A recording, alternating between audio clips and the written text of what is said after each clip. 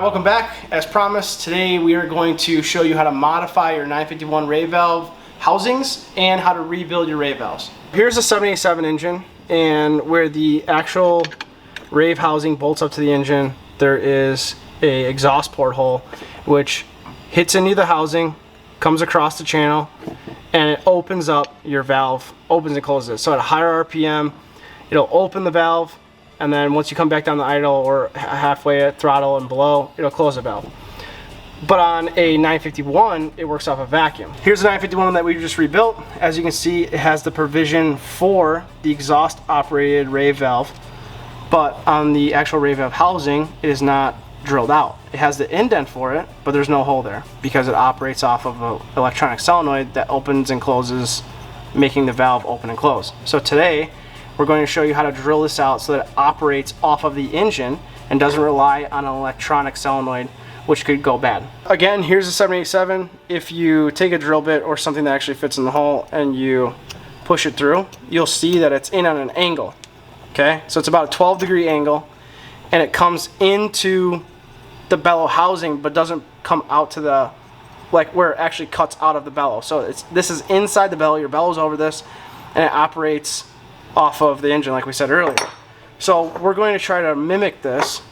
So we're going to take our housing, we're going to set up our drill bit. So first I'm going to drill a pilot, and I'm using a 5/64 drill bit. So when you drill this, you want to mimic it just like this. It can't come out here outside of this, it has to be inside this. So again, a 12-degree angle. Most people don't have a drill press, so we're not going to use a drill press. We're going to use a hand drill and show you how to do it off of a hand drill. I know there's other videos out there that show a drill press or how to like accurately 100% do a 12-degree angle. The common person that's watching this video doesn't have a drill press. So we're going to show you how to do it with a drill and on a bench. Alright, so again, before we drill this, you're going to want to make sure that your hole is angled enough to come out somewhere either in the center, or it could be a little bit off the center, but you don't want to come past the actual, it can't be inside where the shaft goes, and it can't be outside where this channel is. So we're going to take our drill. Again, if you look at it closely, if you have one sitting in front of you, it's pitched at a 12-degree angle and it has an indent. Make sure you drill the side with the indent. Your port is facing up. It is to your right hand side. Do not drill this side, right hand side. So your indent, you're going to hold your drill at a 12-degree angle. You're going to center it. Again, this is a pilot bit. This is not our final drill. And you're just going to go nice and slow. 12-degree angle. It's a very deep drill. So I know your instinct is to push hard and go fast with this, but if you break that drill bit off, your Rave valve housing is cased. So take your time. Make sure you're at a 12-degree angle. And once it's through, we will show you what to final drill it with.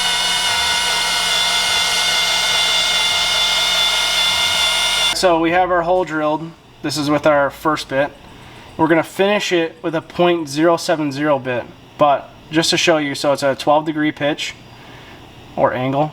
If you look inside this housing, there is like a half circle where you can actually see where it's supposed to be drilled through. So you want to make sure you're inside of this, obviously not on the outside of it, because if you drill through here, then the Rave valve housing's garbage, and it should come out the other side just like this.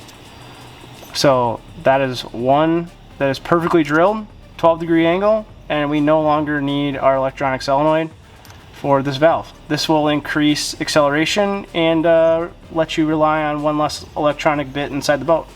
So now that this is done, we're going to show you how to rebuild the rest of the valve.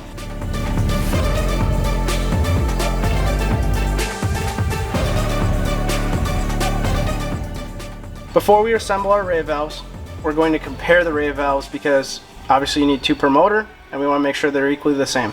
So we're going to do shoulder to shoulder, point to point. Then we're going to take it, compare the other side, shoulder to shoulder, point to point. They're the same. After we make sure that the lengths are the same, we're going to visually inspect to make sure we have no rough spots on the face, no rough spots on the backside, and no rough spots on the shaft. Once we have verified that and they are clean, they should look squeaky clean just like this one. Wire wheel them. You're going to take your bellow, you're going to put your spring on the bottom side of your bellow, and then you're going to walk it over the housing. Okay, so like right there you could hear the spring detach itself. So it's going to be easier for you to mess with the spring now than to wrestle it while it's on the housing. So you're going to just very lightly, stretching the entire thing at once, walk the boot on. Okay, once it's seated, you're going to make sure that it's equally seated all the way around, because that ridge that you had on the inside of this, so this ridge, needs to sit in the housing. So now that it's seated all the way around, we're going to visually inspect that our spring is still on all the way around the housing.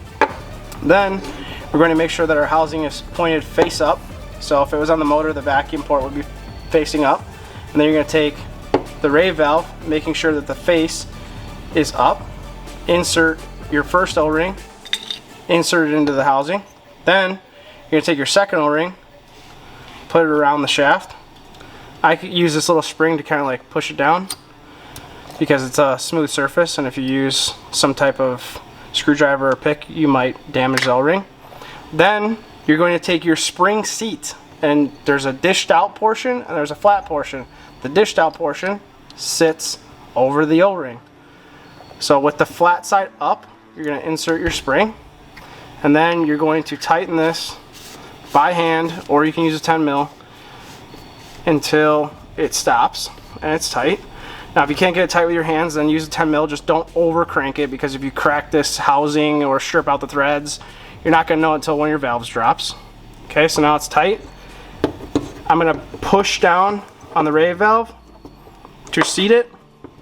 You're not going to be able to seat the whole thing by doing this. You're going to have a couple little spots that don't get seated. So then you're going to push the valve up, and just with your fingers kind of manipulate it to where you can pull it up over the edge of your blade cap. Okay, if you can't get the corner, maybe push back in. So now that it's all seated, you're going to take your top spring, you're going to put as many fingers as you can put on the side to hold it in place, and you're just going to very lightly walk it around to make sure the top is seated. Don't overstretch the spring, because if it loses tension, then it's not serving a purpose.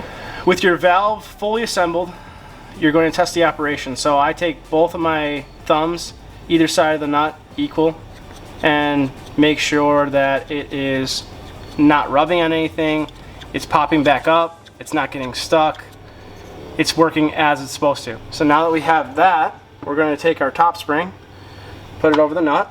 The spring goes inside of the red adjustment. Holding the spring down, we're going to take our retainer, we're going to put it over the ears of the housing, and then once they are over the ears of the housing, you just walk it straight up and it's seated into place. So that is a fully modified 951 operating off of the exhaust, no more vacuum, Rave valve. When you go to put this back on the actual engine, you have both of your assemblies together. You're going to take your hose, cut it to length, and you're just going to loop them together so that they are working in conjunction with each other, making sure that, you know, when you put the actual hose on, it's tight, not leaking any air, but just loop them together.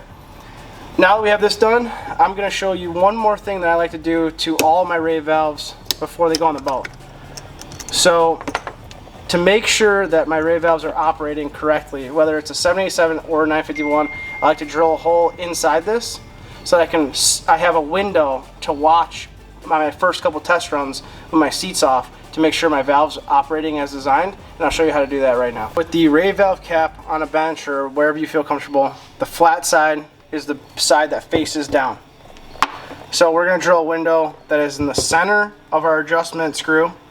We're going to take a 1/4 inch drill bit, and at an angle we're going to drill. So here's your ridge, here's your 2 ridges, this is my reference point, right? So I'm going to drill a hole kind of maybe 1/8 of an inch or maybe 3/16 above this first ridge. So in line with our adjustment cap, I'm going to drill again kind of at a 12-degree angle. Okay, so we have our pilot hole in, we're going to take a unibit and we're going to step it up to about a 7/8 or so. So I'm going to take my unibit, same angle I did before. Don't drill your freaking hand. Nice and slow until you get the desired hole size. Okay, so like that's perfect for me. Now it has a little bit of a ridge on the inside. It looks like some schmo drilled it. So you can do one of two things. You can very lightly taper this out or live with it.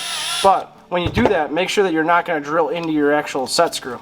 So there's my window now, and I will show you it in action. So now this is in the engine, right?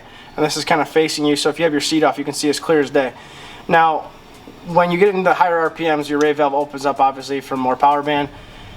So now you can actually see what I'm talking about. When it's in the engine and the engine's running, you can watch these move. But the real key to this is that I've had engines before where I couldn't diagnose a problem, and it was not either reaching peak RPMs or was just kind of falling on its face. You can watch both Rave valves now to make sure they're opening and closing at the same time. So that's really what this window, why I like the window, is that you can watch not only one operation, but you can make sure that they're both operating at the same rate. And if they're not, then you can obviously diagnose it from there. But this will be able to tell you to where if you didn't have a window, you could be shooting in the dark, chasing carbs or whatever else, and it could end up being your Rave valves, because these have a lot to do with your, not only your acceleration, but your top end. We're not going to bolt this up to the engine right now, only because I have to do the other one, and this is just an explanation video of how to do it. But when you go to put these on your engine, make sure that you have this O-ring in place before mounting it on the actual engine. This is obviously going to leak severely if it's not in place. So if you're going to do your final install now and you're ready to install, make sure the O-ring's on and you're ready to install. Alright guys, we hope you enjoyed that video. We know it was a shorter video, but we wanted to just show you guys how we modify the Rave valves for the 951. Since we didn't cover it in the rebuild video, we wanted to give you a deeper explanation as to how we make things work on our end. So we hope you guys enjoyed that. If you have any questions or comments, drop them down below. Also subscribe, because that helps us out greatly on the channel. And we'll see you next week. Thanks.